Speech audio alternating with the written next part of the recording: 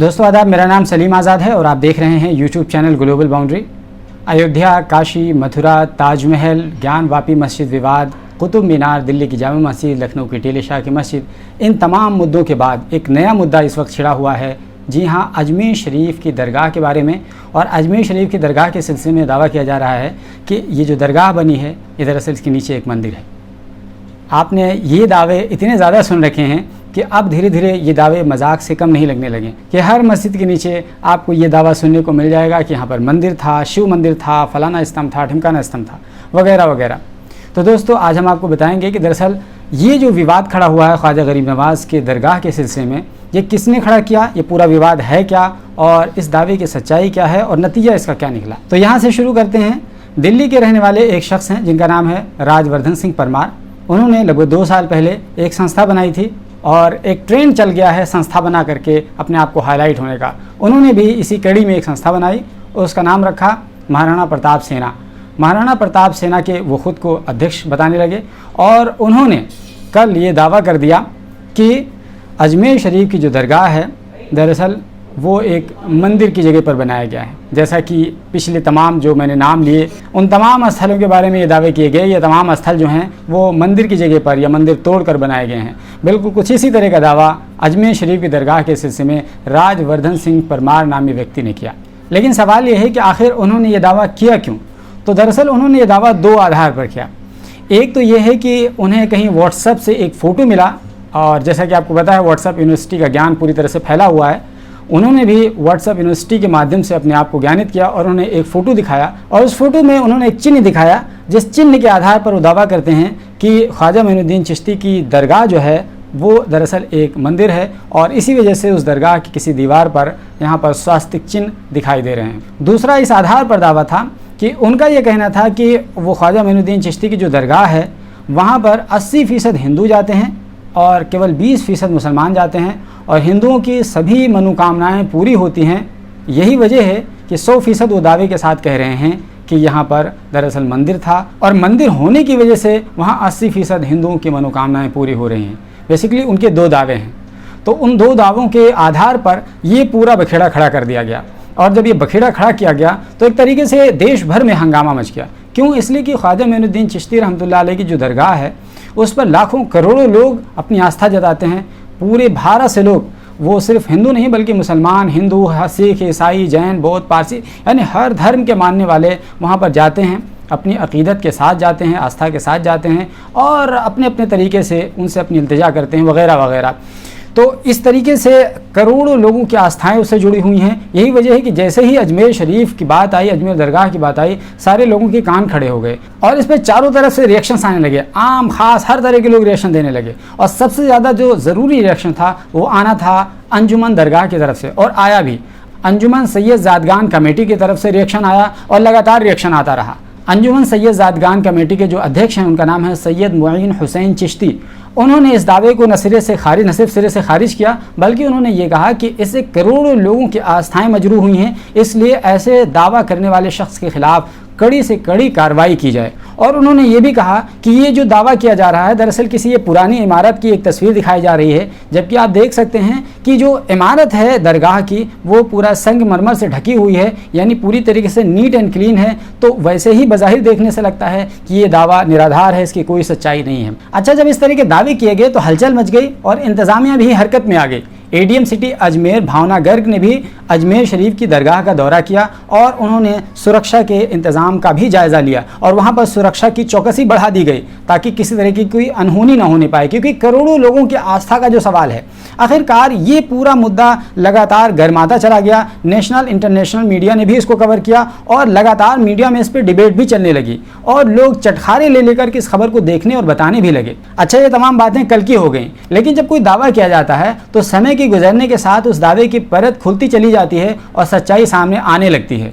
तो ये जो दावा किया गया था स्वास्तिक चिन्ह होने का, दरअसल इसकी सच्चाई क्या है? तो इसकी सच्चाई बिल्कुल निकल कर सामने आ गई और इसकी सच्चाई ये है, एबीपी न्यूज़ और कई सारे चैनलों ने जाकर के उस पर सर्वे किया और देखा और मौके का जायज़ा लिया तो सच्चाई ये निकल करके सामने आई। मैं एबीपी न्यूज़ के सर्वे के अनुसार बता रहा हूँ कि दरअसल वहाँ पर मज़ार से थोड़ी ही दूर पर एक मस्जिद है जिसको 2.5 दिन का झोपड़ा कहते हैं। असल में वो मस्जिद है लेकिन उसका नाम 2.5 दिन का झोपड़ा है। तो उसी 2.5 दिन के झोपड़े की एक दीवार पर बना हुआ ये चिन्ह है जिसको स्वास्तिक चिन्ह होने का दावा किया जा रहा है। तो दरअसल ये इसका मज़ार से कोई लेना देना नहीं है। मज़ार से थोड़ी दूर पर एक मस्जिद है और मस्जिद की एक दीवार की खिड़की पर यह चिन्ह बना हुआ दिखाई दे रहा है। अब सवाल यह है कि क्या ये वाकई में स्वास्तिक चिन्ह है या नहीं है। तो इसका जवाब यह है कि दरअसल ये तो आर्कियोलॉजिकल सर्वे ऑफ इंडिया की रिपोर्ट बताएगी और जब इसकी और गहराई के साथ जांच होगी तब समझ में आएगा कि इसकी क्या हकीकत है। लेकिन महाराणा प्रताप सेना के अध्यक्ष ने मुतालबा किया है कि इसके सर्वे कराया जाए ताकि इसकी सच्चाई सामने आ सके। दोस्तों, सर्वे कराया जाए ना कराया जाए ये बिल्कुल एक अलग विषय है, लेकिन इतना हम ज़रूर जानते हैं ये तमाम जो हरकतें हो रही हैं वो सिर्फ इसलिए हो रही हैं क्योंकि अभी आने वाले दिनों में राजस्थान में चुनाव होने हैं। और आपको पता है कि हिंदुस्तान जैसे देश में चुनाव का जो आधार अब बन गया है, वो उसका पैरामीटर जो बन गया है जीतने का, वो केवल नफरत, हिंदू मुसलमान, मंदिर मस्जिद और इस तरह की हरकतें ही करना बच गया है। तो अब जाहिर सी बात है कि अगर कोई इस तरह की हरकतें कर रहा है तो आप ये सोच लीजिए कि सुनियोजित तरीके से किया जा रहा है। यानी ये कोई ऐसा नहीं एक्सीडेंटली हो रहा है, ये पूरी तरीके से सुनियोजित तरीके से हो रहा है और इसके पीछे कोई ताकत होती है और बहुत ही जानबूझकर, सोच समझकर, प्लानिंग तरीके से ये तमाम चीज़ें की जा रही होती हैं। एक बात। दूसरी बात यह है कि इस टाइप के जो लोग निकल करके सामने आते हैं इनको खड़ा किया जाता है और इनको सिर्फ और सिर्फ ये उम्मीद होती है कि उनको फेम मिल जाएगा, क्योंकि आसानी के साथ इससे फेम मिल जाता है, फ़ौरन मीडिया अटेंशन मिल जाता है और एक तरीके से उनका चेहरा लाइमलाइट में आ जाता है और आगे का रास्ता उनके लिए आसान हो जाता है, चाहे जिस फील्ड में वो जाना चाहें। खासतौर से राजनीति में अगर वो एंट्री करना चाहते हैं तो इन तमाम हरकतों के माध्यम से वो राजनीति में एंट्री कर सकते हैं। तो यही वजह है कि ये तमाम हरकतें की जाती हैं। दोस्तों, आपको ये भी पता होना चाहिए कि ये जो हरकतें हो रही हैं इसके ज़िम्मेदार आप जैसे लोग हैं, जो जी हाँ जो वीडियो देख रहे हैं, आप जैसे लोग इन तमाम हरकतों के ज़िम्मेदार हैं। मैं ये बातें इसलिए कह रहा हूँ क्योंकि आप जैसे लोग इस तरह के विजुअल्स देखते हैं, इस तरह के वीडियोस देखते हैं, इस तरह के कंटेंट देखना पसंद करते हैं। तो जब जिस तरीके से कंटेंट आप देखना पसंद करेंगे तो चैनल्स, यूट्यूबर्स और दूसरे सोशल प्लेटफॉर्म्स आपको इसी तरह के कंटेंट परोसेंगे। यानी अगर आपके सामने जीडीपी का मुद्दा सामने आ जाए आप स्किप कर देते हैं, रुपया क्यों गिर रहा है, रुपये की कमजोरी क्या है आप स्किप कर देंगे, बेरोजगारी का कोई आपसे लेना देना नहीं है, डीजल पेट्रोल की कीमतें बढ़ रही हैं इससे आपका कोई सरोकार नहीं है, महंगाई चरम सीमा पर पहुंच गई है आपसे कोई वास्ता नहीं है। यानी जितने भी रियल इश्यूज़ हैं आप ना उनके बारे में समझना चाहते हैं, ना उनके वीडियोज़ देखना चाहते हैं, आप चटखारे वाली चीज़ें देखना चाहते हैं। तो जाहिर सी बात है कौन बेवकूफ़ है कि अपनी दुकान लगाया हुआ है और आप वही चीज़ खरीद रहे हैं तो वो चीज़ क्यों नहीं ला करके रखेगा। यानी मान के चलिए अभी फिलहाल आम का सीज़न है और पूरा समाज यानी सारे के सारे लोग मूली खाने लगें, चाहे वो डॉक्टर के आदेश की बुनियाद पर किसी का टेस्ट बदल गया हो, मूली खाने लगें, तो मैं दावे के साथ कह सकता हूँ कि पूरे आम के सीज़न में शायद ही आपको 1-2 ठेले के अलावा कोई आम का ठेला नज़र आए। आपको पूरी मार्केट में केवल मूली ही मूली का ठेला नज़र आएगा। क्यों? इसलिए कि मूली की डिमांड हो गई है। तो कौन बेवकूफ़ होगा कि वो ठेले पर आम सजा करके रखेगा। शायद ही 99% लोग मूली सजा के रखेंगे, इक्का दुक्का कोई बेवकूफ़ हो, भटका हुआ सरफिरा इंसान होगा जो आम के सीज़न में आम बेच रहा होगा। तो बिल्कुल कुछ इसी तरह की कहानी है। यानी जो बिक रहा है वही चैनलों द्वारा, यूट्यूबर्स द्वारा, दूसरे सोशल मीडिया प्लेटफॉर्म्स के द्वारा वही परोसा जा रहा है, वही बेचा जा रहा है, आप वही कंज्यूम कर रहे हैं। तो जाहिर सी बात है इसमें किसी का कसूर नहीं है। दोस्तों, मैं आपको व्यक्तिगत बात बताऊं, मुझे इस तरह के कंटेंट ना ही बनाना पसंद है और ना ही मुझे देखना पसंद है। मैं फैक्ट्स पर आधारित कंटेंट बनाता हूं, कॉम्प्रहेंसिव स्टोरीज बनाता हूं, लेकिन कभी कभार इस तरह के भावनात्मक मुद्दे सामने आते हैं तो बनाना पड़ता है, क्योंकि हमें आपको पता है कि आप रियल इश्यूज़ के बारे में समझना नहीं पसंद करते हैं, नहीं देखना पसंद करते हैं। हमने बहुत सारे ऐसे वीडियोस बना रखे हैं, उस पर आपको सैकड़ों व्यूज़ भी नज़र नहीं आएंगे, लेकिन हमने सबरीमाला वाला बनाया क्योंकि वो हिंदू से मुसलमान हो गई वो औरत, तो 1 मिलियन के करीब हमारे उस चैनल को, वीडियो को लोगों ने देखा। तो आप सोचिए कि हिंदू से मुसलमान, मुसलमान से हिंदू हो गया। यानी हिंदू मुसलमान, मंदिर मस्जिद का मुद्दा कितना ज़्यादा समझ में आता है लोगों को, लेकिन रियल इश्यूज़ नहीं समझ में आता। हमने रुपए के बारे में बताया, जीडीपी के बारे में बताया, हमने पूरा बजट समझा दिया, लेकिन उसमें किसी को कोई दिलचस्पी नहीं है। लेकिन सबरीमाला हिंदू से मुसलमान हो गई, मिलियन लोगों ने उसको देखा है।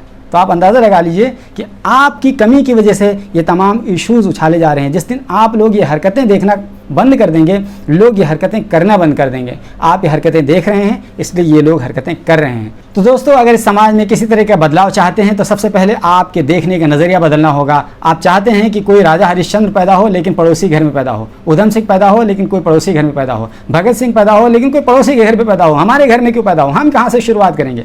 हम नहीं शुरुआत करेंगे, हम नहीं बदलेंगे, हम नहीं सुधरेंगे, सुधरे कोई और, हम उसका आनंद उठाएंगे। आपकी ये मानसिकता है, आपकी ये सोच है।